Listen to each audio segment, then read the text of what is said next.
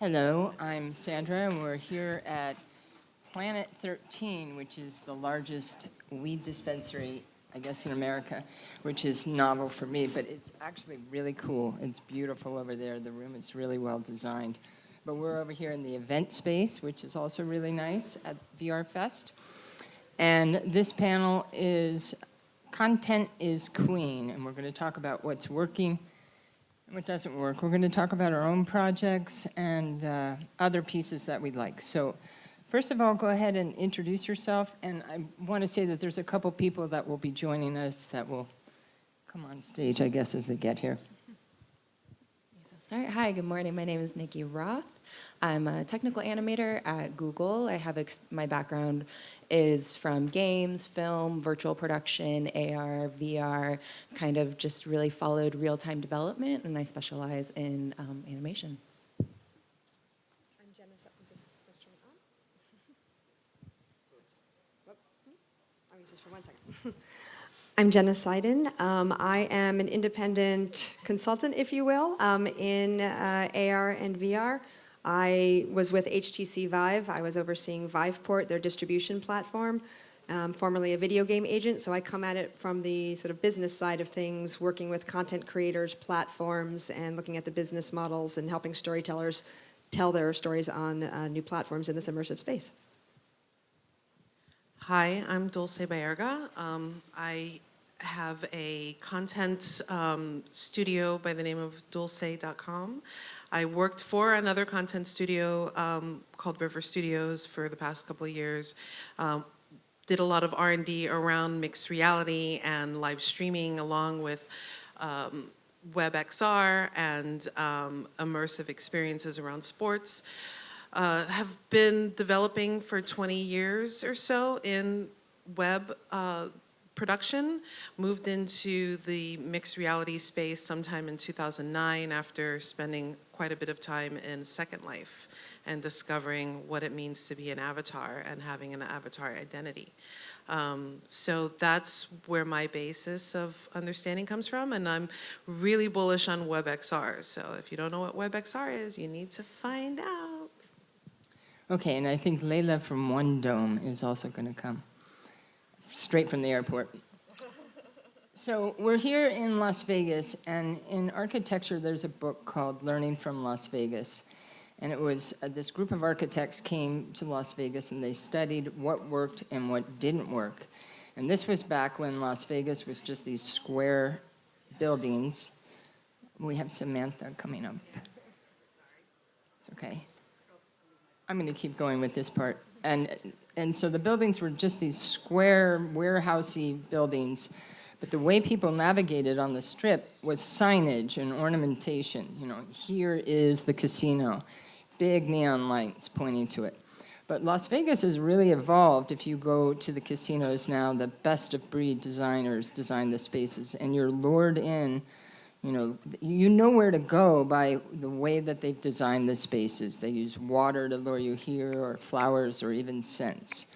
So what I want to talk about today is what we've learned from our projects in terms of what's worked and what hasn't worked, and you can feel free to be brutally honest about what hasn't worked, because the object is to learn so that as we move forward, we all create spaces that are more intuitive. So, first of all, I just want to go through and talk about projects that you like and what you like about them. And feel free to talk about your own projects.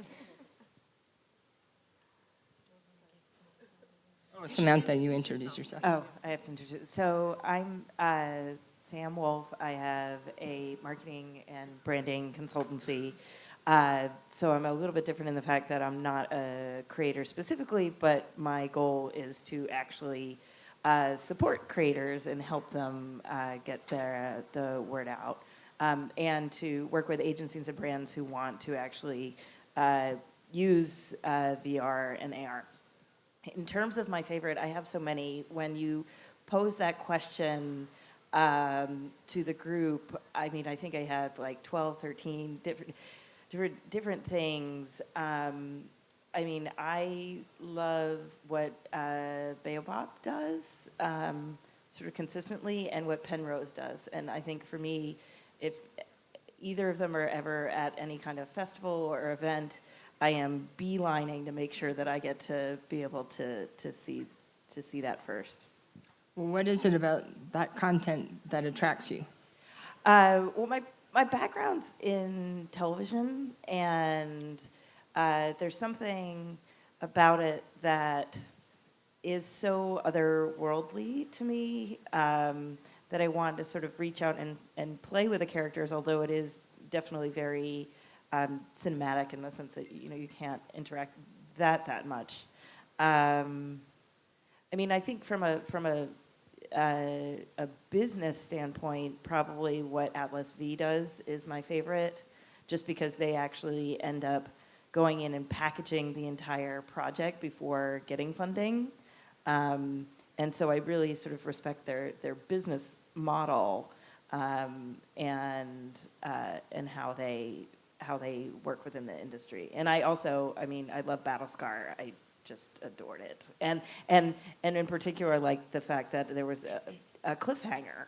And coming from a more episodic television background, I was like, I want to watch it again. I mean, it's frustrating that it's like years later, but there's like something of that I appreciate when VR creators have something that makes you want to go back. Okay, we're going to go down the line, but I want to ask you first, what did they do to create the cliffhanger? Because in cinematic, you can really force emotions by, your shot. Is it fear? Is it happiness? Is it awe? So what did they do? I wish I remembered exactly. Probably if I had more sleep, I would remember. But have any of you seen Battlescar? So you can correct me if I'm totally wrong. But it sort of, the story picks up, which I thought was interesting. Like, at the beginning, I was like, oh, it's nice animation, and what are they doing? And then you sort of,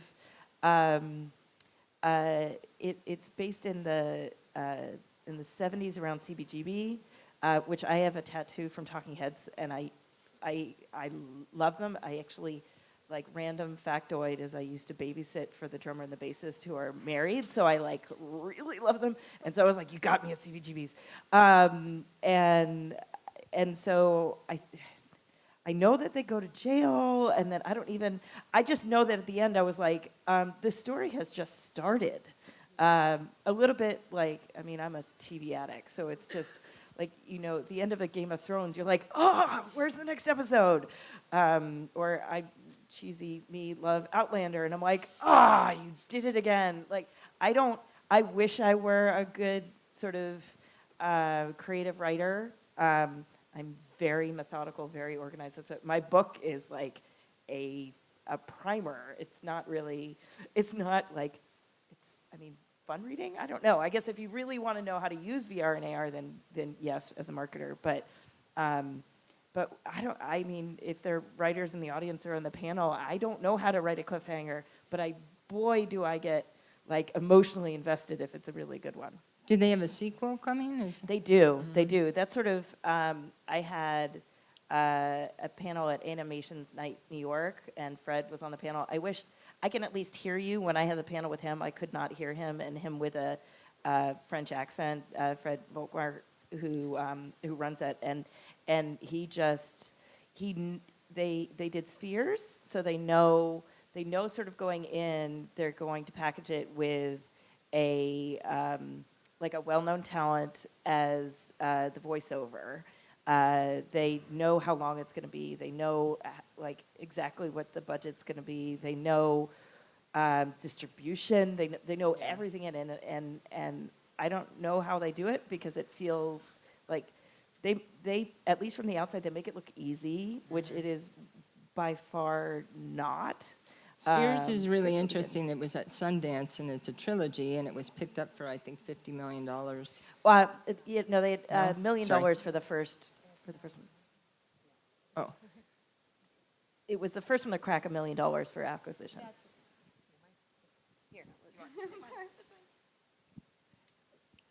I'm happy that happened. I'm sorry, and it's on, but I think it's an anomaly in terms of, you know, the packaging. I'm from television packaging and all that jazz, and I think it's great for the industry, but I also think it's a big liability for the industry because it's not representative of distribution for the masses in terms of how content's going to be available to people through, whether it's through LBE or digital channels. I think it's a great piece of content, and if they can get that second piece out and the third piece out, but I don't know who those channels are, and I don't know who's paying for it, and I know where it's being shown right now, but I know it's an advance against potential earnings, you know. There's a part of me that wants to figure out how the TV industry could end up distributing VR content. You are? Oh, because I worked on demand when it launched, and I worked on HD when it launched, and I'm like, if there was just enough sort of capabilities to go through those channels, then that drives potential reasons for for the cable companies to get more users. It's getting, yeah, I had one random conversation with somebody about it, but yeah, it really is about distribution. I will shut up and hand you my microphone. We could have another panel called financing. But Oh yeah, no, it's I just tend to think that I got an MBA, and so I end up thinking about it years and years and years ago. I'm older than I look, and so I end up thinking about the whole ecosystem and the ability to support creators and developers in any way possible. I mean, that's why I got into marketing of it. Everybody said, it's too early, and I'm like, I'm not going to listen to you, and try to get the word out as much as possible.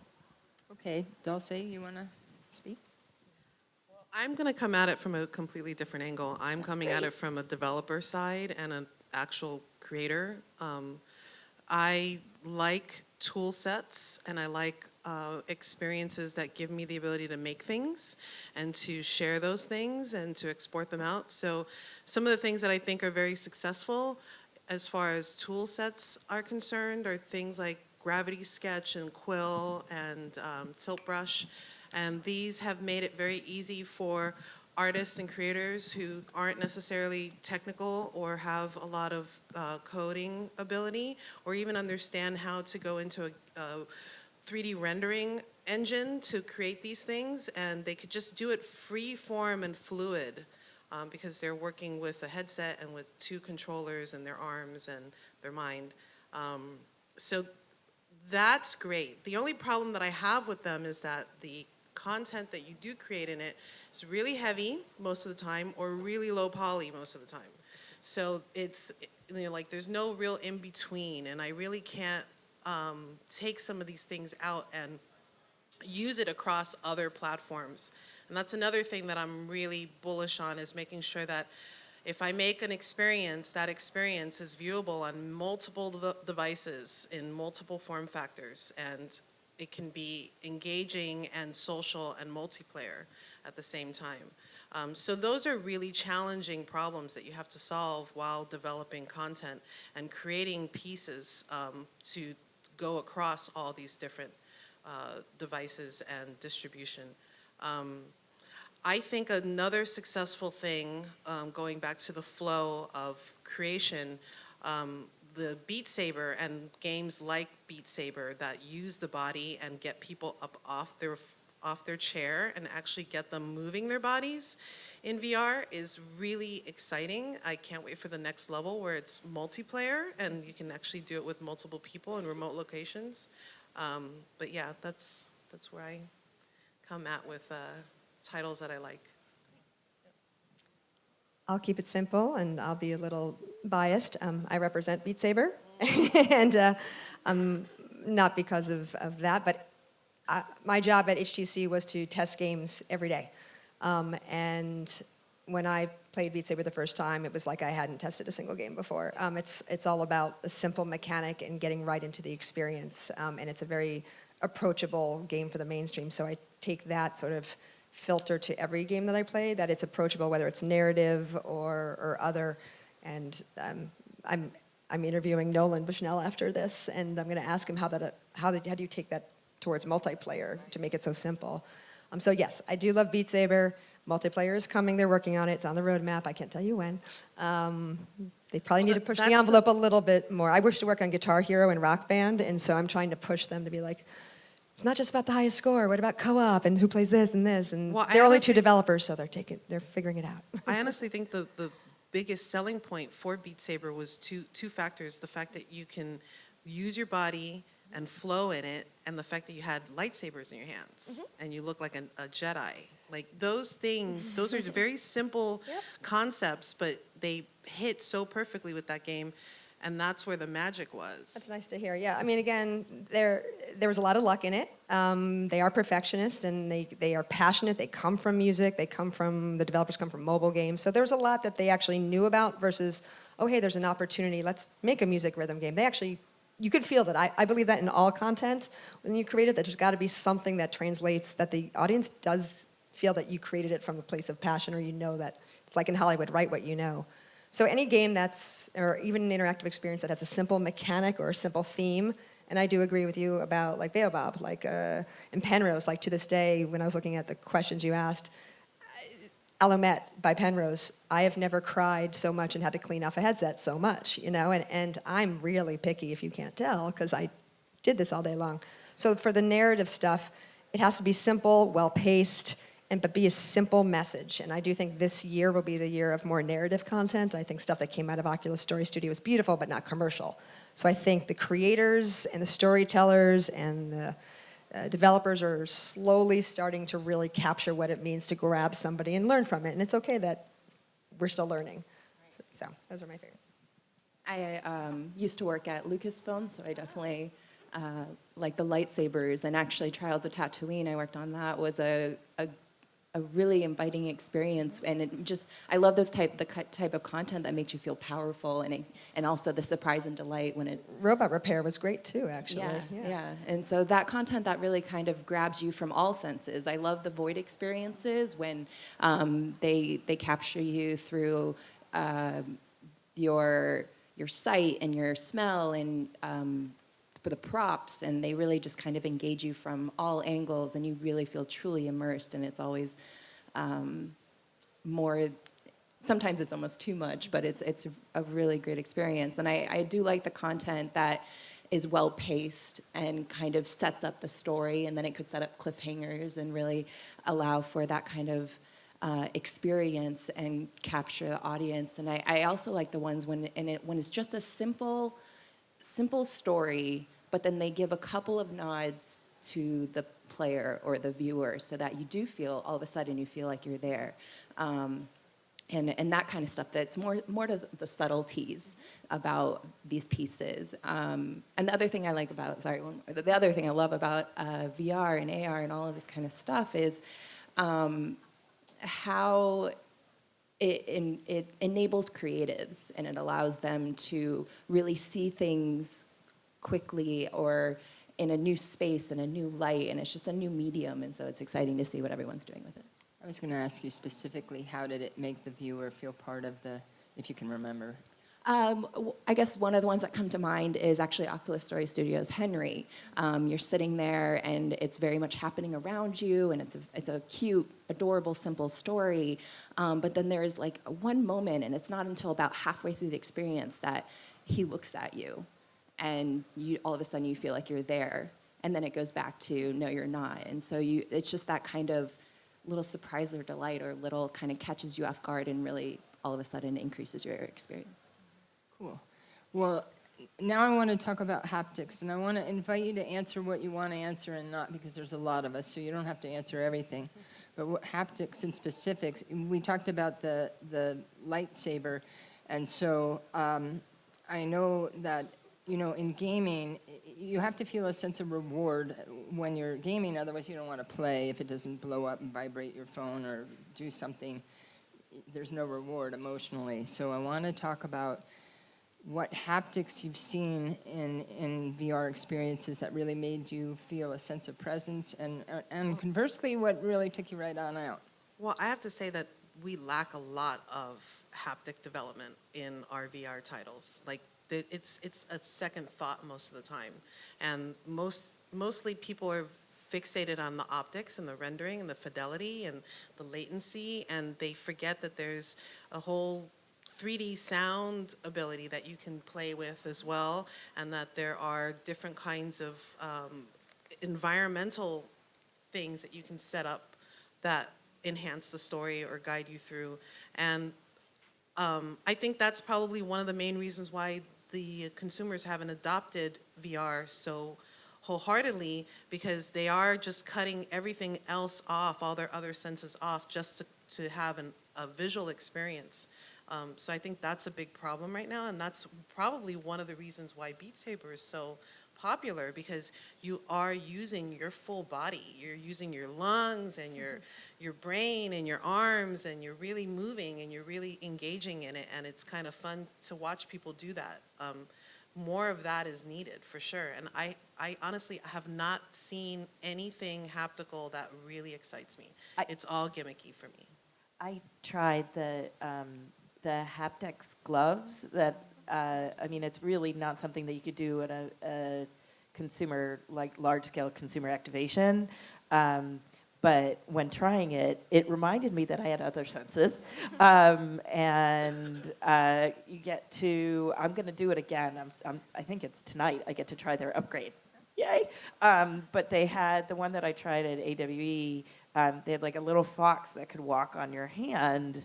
And I told them, and I will continue to tell them, even publicly, that they need a 3D printed version of that fox with their brand on it, because I wanted to play and interact and just feel the little fox walking on my hand. And I was like, it was like game changer for me, as to if you could only get it so that it was, I mean, you didn't need it. They had one where it was like a spider on your hand, which freaked out the person I was with who's scared of spiders.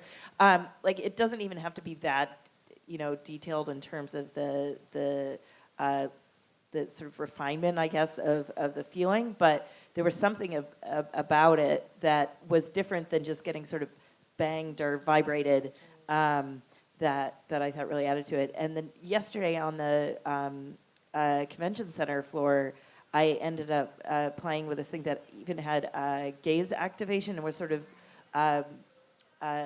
the avatar that I used. They showed how it would blink when I would blink, and I even think that kind of feedback, although not necessarily haptic, does add to that sense of immersion, in the same way with sort of having the robot arm and throwing in. Is it asteroids? Is it asteroids? Good. It's just that little bit of thing that sort of, I already have a very low sense of, I just can jump right into the story no matter what. And so if it gives me that like sort of next ability, I mean, I would jump right in the story with TV shows. I don't need full immersion to jump right into a show, but if it can just, that's the magic, right? That's that extra piece that sort of gets you to do that whoa experience, which is in one of the videos, one of the promo videos that I think it was Oculus did it at the launch of Go, where it's just all you can say to a really good haptic experience or really good interactive is, whoa, and then you got them. I'll speak in generalities. I think there's a difference between the home market for haptics and LBE. And I think LBE right now, from the haptic sense, is where you're going to have experimentation. I mean, it's all very fragmented between the gloves. And I wish I could plug the names of some of them. I was at VR Days and saw a glove that, is being used for those who are visually impaired, and me being one of them most of the time, that you can actually, if you wanted to see Michelangelo, you can put the glove on and you can actually feel the shape of the statue.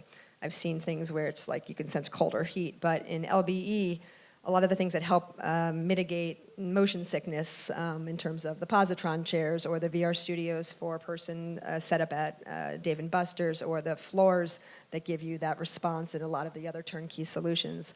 Everyone's trying to do that as a feature, value add in selling their unit, but also in making the experience more immersive. And so, there are a lot of things that I've been seeing that if it makes the consumer experience better, whether it actually is better content, that's a whole other thing. If it's a gimmick, fine, but the gloves, or I think it's different than video games per se, because you just pick up, you've got the reverb or you've got the recoil of a gun. To me, it's not as important right It's in now. the same way, I mean, the HMDs, all the haptics and HMDs, they're all in the same phase right now. They're in the beginning of understanding of what's possible phase. And everybody's trying something new and different every time. And it's not consumer at all. It's just, it's development at the moment.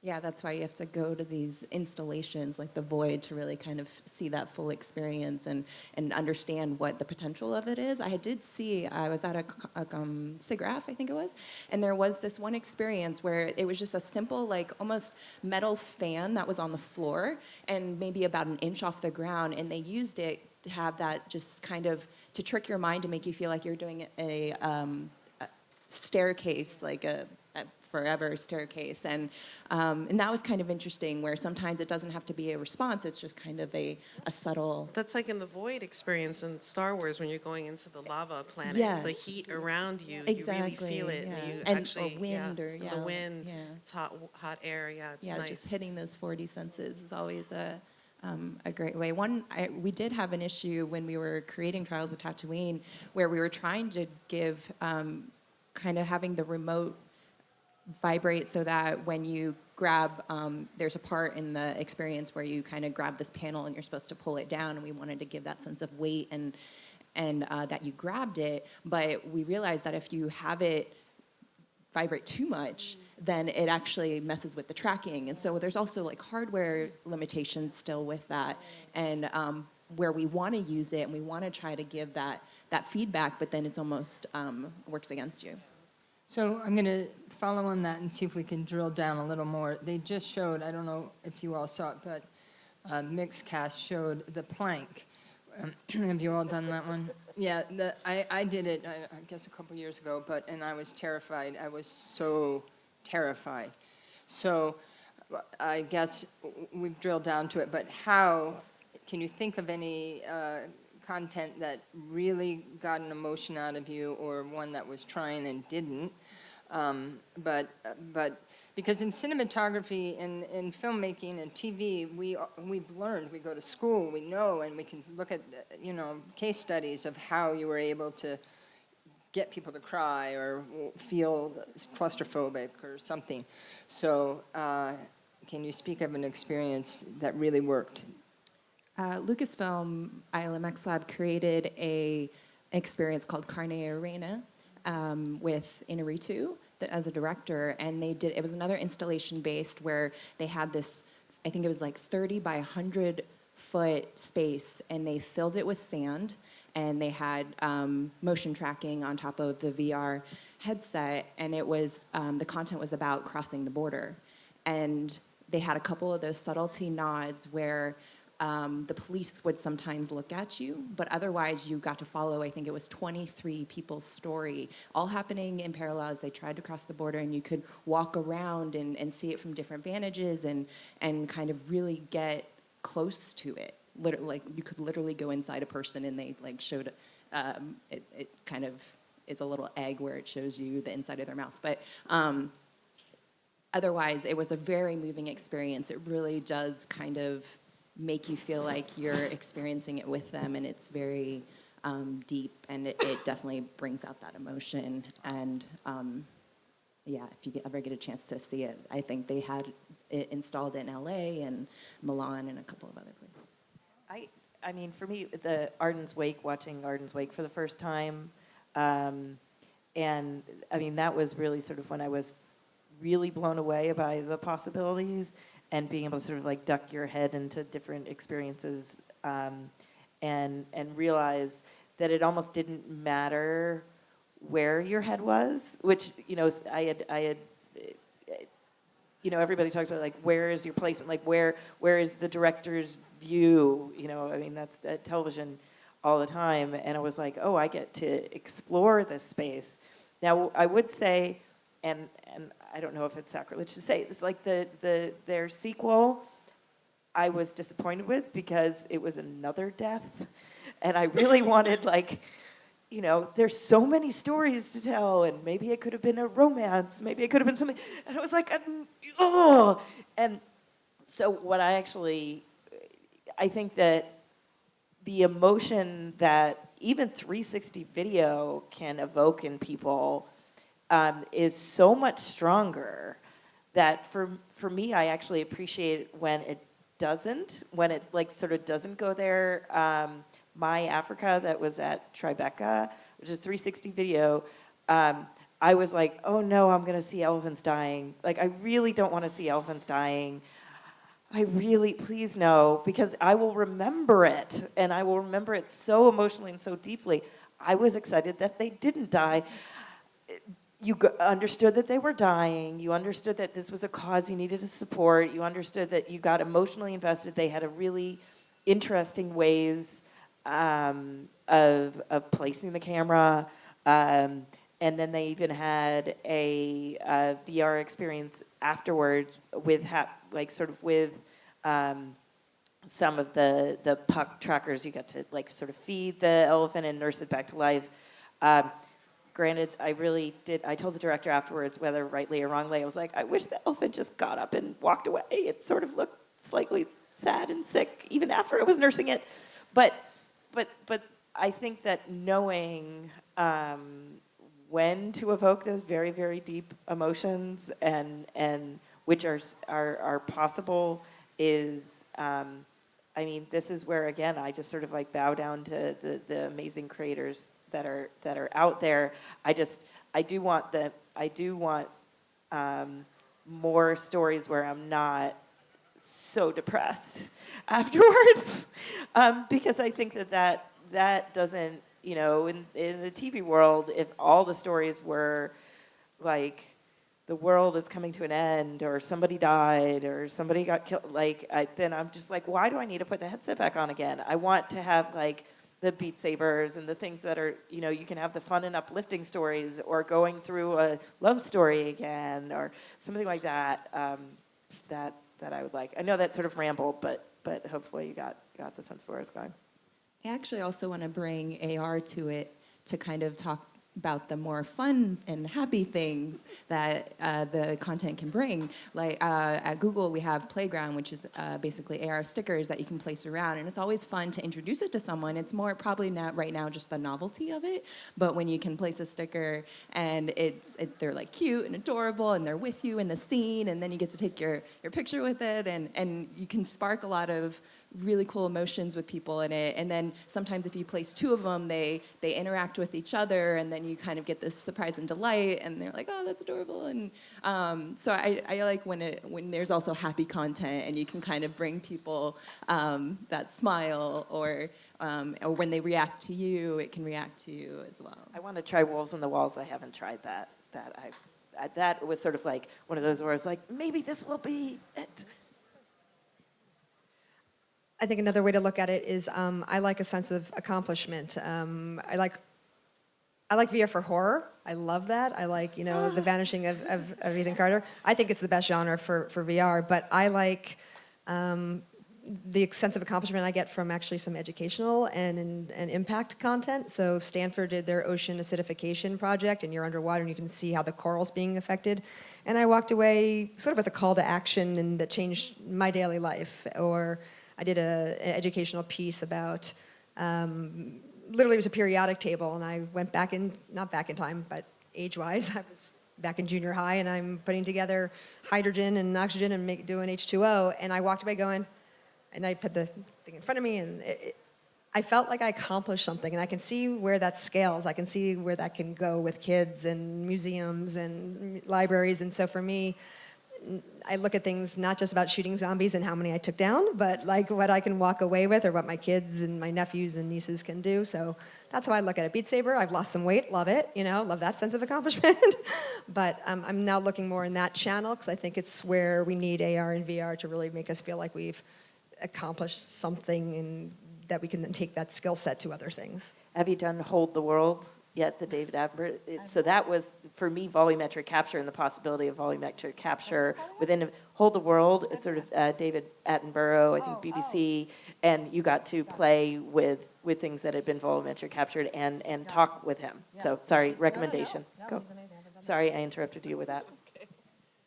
So I am not a consumer of content in the way that these women are consumers of content. I'm a creator of content. That's my vibe and what I tend to spend most of my time in VR doing. And I also spend a lot of time socializing in VR.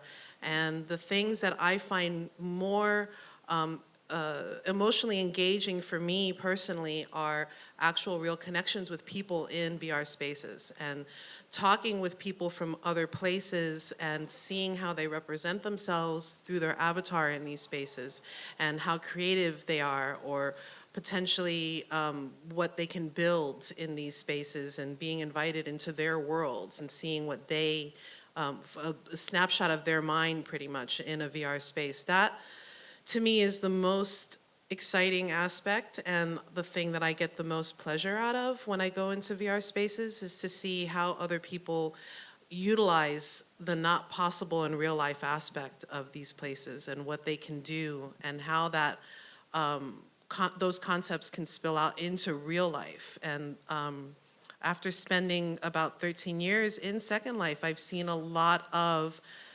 ideas that have spawned in a metaverse now come to pass in real life, and concepts and trends that people do in the metaverse are now coming out in real life. And it's because people find themselves sometimes in these spaces because they're able to express themselves in ways that they weren't able to in real life. There's a young man who suffered from I don't know if he was either deformed in real life and he couldn't necessarily go and dance, like really dance the way he wants to in real life, and he does it through an avatar in VR chat, and he gets these views on Twitch, and people just, validate him, and now he's doing real life dancing. So he's like getting over the fear of his deformment to then go out and actually, do it in real life and have the confidence. And it was through this avatar that gave him the confidence. And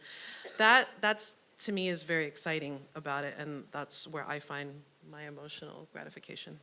I agree with what you're saying about spaces and how people can transform them. And I also like how you can do that with AR, and you can see this room and transform it into something completely different, and do something with these drapes or whatnot. And I like those possibilities of how you can see into other people's perspectives and thoughts and ideas. Yeah. Okay, so now I want to talk about navigation in terms of user interface. I find it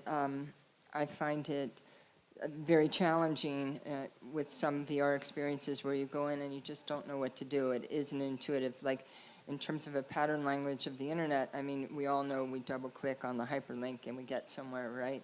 So, excuse me, we don't have a universal language developed yet. Do you see any evolving, or what have you seen that works? I mean, like Tilt Brush and these things have a menu that comes on your hand, or other things. But remember I said that Las Vegas used to have these big neon signs that said, come play here, and then now they do it differently. You walk down the strip and you're sucked in because there's a fountain and smells, and you're lured in and spend all your money.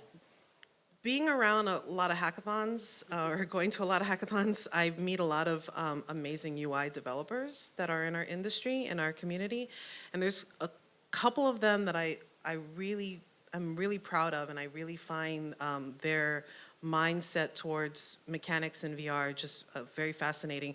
One of them particularly is Louis Risotto, and he made Where Thoughts Go, and Where Thoughts Go has these amazing mechanics in it for interaction that I would have never thought of before, that just really resonate on an emotional level with me, because you have these little creatures that have faces that you can touch and they interact with you, and the mechanic of recording and the mechanic of saving, those are all things that he didn't need any windows or menus. It's all very simple interactions with your hands and natural gesturing. And those things I feel are just really important when it comes to VR. You having floating tabs and menus around where you're pointing a laser, I mean, that's just, you know, a 3D web page, and VR is more than that. And going back to the haptics, like the way, when we start bringing in these newer technologies that involve your whole body,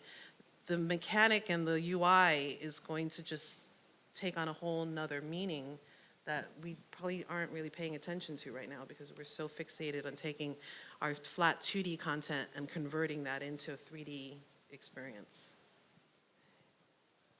There is no standardization of the menu system, and I'm looking at it from the business standpoint, you know, from the developer point of view, from the creator, you have a vision and you want to interpret your piece the way you want, right? I used to work at Microsoft, and I was working on the Kinect camera, and everyone had different gestures for doing their thing, and I still believe it's hard to, and I respect creators' way that they want to interpret and play the game. I do think the only way there are going to be some standards as to navigation systems and even to teleportation or even just best practices. It's early. I think it is on the developers, because from the platform side, who could dictate best practices, or they could work together with other platforms. We all know that that's not going to happen. You know, Xbox doesn't play with Sony and Nintendo. That's why you don't have cross-platform and as much as you would like, and who knows what. I don't see HTC and Oculus, not that they're not friends, but they're not going to sit. That's not the priority on the roadmap, is to sit back and let's come up with some best practices right now. I think it's going to happen naturally over time. It's not a business interest for them, which is unfortunate. So I think even though the community, you guys, us playing, would love some consistency and knowing where to go and the navigate. There are best practices. Same thing with like OTT. You all have Netflix and Well, the best mechanics become sticky. So like in Beat Saber, that mechanic of waving your arms and hitting blocks, that's a sticky mechanic that I'm now seeing in other games that are popping up. No, like no one owns a first-person shooter, no one owns a music rhythm game, but there are certain best practices to that. And same thing from the navigation standpoint. Where I think there's going to be some advancement is in location-based, because when I'm working with creators saying, hey, your piece is good for LBE or not, it's because you need to get people in and out of that experience, and it's all about throughput. So you have to make the menu system really simple. You have to onboard them really fast. And so I see a lot of advancement in the navigation in LBE, whereas, I mean, I love Tilt Brush. I think that's one of the best demos to get anyone in to understand presence who doesn't get it. But Google Earth, which people get, they're like, oh, I've seen it on all my platforms. You go into Google Earth and VR, no disrespect to Google, and I love it. I love going back where I lived. I had the hardest time finding my way around and getting out of menus, and I wish it didn't, because I think that could be the greatest thing, because people already respond to it. So, you know, those are some of the places that I see it, but I think the developers might have to start to see what works best for their development. I mean, for me, some of it is the, and I mean, you work at bigger companies than I do, so but I think some of it is the research behind it and allowing, I'm about to sneeze and I'm not going to do it on the microphone, but that if more and more developers had access to, like, people, like, we tested 500 people and they like this mechanic, I think, or just even access to the raw data behind that sort of testing, I think that could help That's a big area to get that feedback, that data. I mean, right now it's just sort of anecdotal from a lot of places, and if we can get more data, you know, you work with YouTube, you get really specific granular data. Where do people tune out? And the eye tracking that's coming in is going to tell people where they tune out, or do they like this or whatnot. I think that's a big growth area. And I would say that really is a best business practice. I mean, it may be Oculus and HTC Vive, they do have common ground here, because we need more users, and so... Well, they are working on that with the open web, or the OpenXR, I mean. OpenXR, those companies are all working together to try to find the best standardized distribution for content in that way. Well, I'm talking about standardized navigation, so that when users... that would be a part of it, too. How to get in, how to get out, even just basics. I mean, that's why there's some of it that even though it's not a long-term solution, I love gaze activation just because it's so intuitive. You're like, oh, I have to look at this. And they're like, you know, there'd be sort of, you know, all the specific terms, but it's just like, oh, has anybody done Manifest 99? I did get a little nauseous doing it, but I do like the fact that it used gaze activation in a way that I went, oh, I could, I can see how if you just look at something and then you have to sort of put almost the like ghost image onto the object, and that moves you to the next level, that you sort of get it if it pops up, like, oh, okay, I need to go, okay, yes, I'm in the next section. I think individual clicking is fine, but it's when you have to like click and then pull and then dot and then move and then that, I sort of go like, I don't know, I'm just gonna keep clicking. I mean, I feel like I'm sort of like the dumb user that I'm like, click, click, click, click, and I have the people going like, stop, don't do that. And I was like, but it doesn't make any sense. So I think it's like the more that you can almost take away so that it's as simple as possible. For me as sort of the dumb user, I mean, I'm an educated user, but a dumb user, that's totally an oxymoron. But like somebody who's tried a whole lot, but still I need it to be as simple as possible in order to work. Simple and natural and not hung up on technical is probably the best way to approach UI Right, that and was UX. much more articulate than I said it. I totally agree. One time I was working on a project and we were trying to make it really intuitive for the user to be able to navigate a large space, be able to kind of explore a set and kind of get a sense of scale and how it works. But sometimes it was two-story, and so there's a challenge when you're trying to switch planes and navigate between planes. And part of the set had ladders in it, and so we actually what ended up working really well. We were kind of nervous that it would create nausea, but the triggers on the controllers, you would essentially grab the ladder and pull yourself up the ladder. And that motion, it actually, because it was only one directional, it worked really well and people were able to pick it up really quickly and you kind of just do this climbing motion. And so that was a great example of that kind of very intuitive, simple, and I like the things where we also did it where you could scale it. You could scale the set down to almost like action figure size, and you kind of grab the set and make it scale down, and then you could literally kind of play with things and pick things up, and it was all using just the grab, and so it was just kind of one sense and one action, and because we were trying to make it easily accessible for directors and people who aren't usually in these kind of spaces. Yeah, I mean, when I worked on TV, one of the things I worked on was on demand when it was new, and so we had spent a lot of time going like, how do you use a remote in a different way? How do you get everybody to realize like, hit this button, hit that button, just because people didn't understand the idea that you could interact with your television, which now is just ridiculous concept that you wouldn't think that happens. And I think some of those like Spectrum, they're it's really terrible. dumb. No, I know so that you. I mean, some of it is again, it's like a technical. They're just restrictions on it. But I think if you keep on like paring it back, because we'd just be like, and then really make it obvious, like click here, then hit this. I think that some of that is missing sometimes because they're like, well, everybody plays zombie shooters. I'm like, I don't play zombie shooters, so I don't necessarily know which button to push all the time. And if the first time I played, it came up and was like, click here. Have you clicked here? Yes, you clicked here. Awesome. That does this. It would help. It would help at least, those of us out there. Yeah, that'll help tremendously across the board for even adoption, because a lot of people get frustrated after a little while and never put a headset back on again. Well, I have the like return sort of thing on a computer that years ago we used to do. That it's like click, click, click. And they're like, it's not working. It's almost like you need something to go like, do you need help? Or highlighted, or so, that's what I'm saying. This is a real area because I'm an educated dumb user too, and I get in these things, and I'm not a gamer or violent gamer, and I'll try it so I can try people's things, but I don't know what I'm doing. And then the guy who's running the thing is like, lady, why aren't you getting anywhere? Move on. Like, it's like, this isn't for you.